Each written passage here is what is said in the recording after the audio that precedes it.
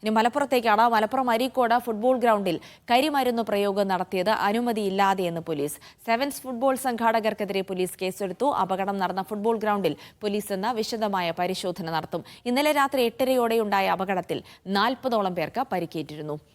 ഫൈസൽ നെടുമ്പാല വിവരങ്ങൾ നൽകാനായി ചേരുന്നുണ്ട്. ഫൈസൽ, നേരത്തെ അവിടെ പ്രദേശവാസികളുമൊക്കെയായി സംസാരിച്ച സമയത്ത് ഈ സെവൻസ് നടക്കുമ്പോൾ സ്ഥിരമായിട്ട് ഇത്തരം കരിമരുന്ന് പ്രയോഗം ഉണ്ടാകാറുണ്ട് എന്ന് പറയുന്നുണ്ട്. ഇന്നലെ ഈ പെട്ടിമറിഞ്ഞ അപകടം ഉണ്ടായതുകൊണ്ട് മാത്രമാണ് അറിഞ്ഞിരിക്കുന്നത്. എന്തായാലും ഇനി പോലീസിന്റെ ഇക്കാര്യത്തിലുള്ള തുടർ നടപടികൾ കൂടി ഇന്നുണ്ടാകുമെന്ന് പ്രതീക്ഷിക്കുന്നു.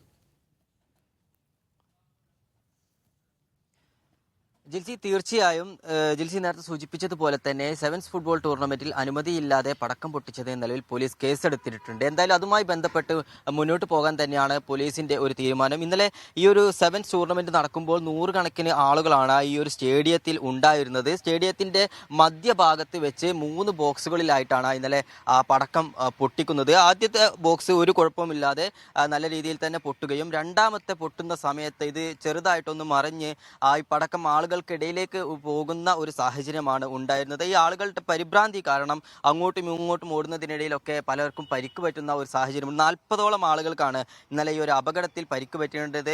വലിയൊരു ദുരന്തം ഒഴിവായിട്ടുണ്ട്.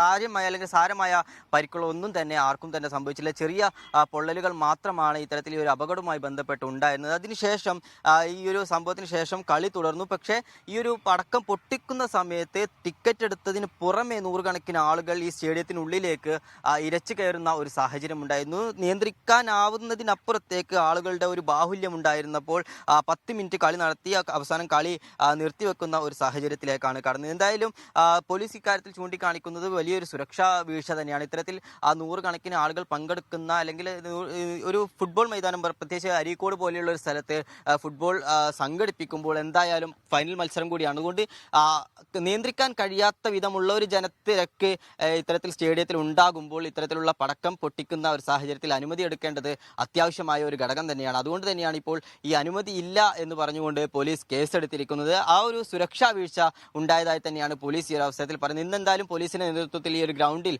വിശദമായ പരിശോധന നടത്തും. എന്താണ് സംഭവിച്ചത് എന്നുള്ള കാര്യത്തിൽ വിശദമായിട്ടുള്ള ഒരു പരിശോധനയ്ക്ക് ശേഷമായിരിക്കും പോലീസ് ഈ ഒരു തുടർ നടപടിയിലേക്ക് കടക്കുക. ജിൽസി.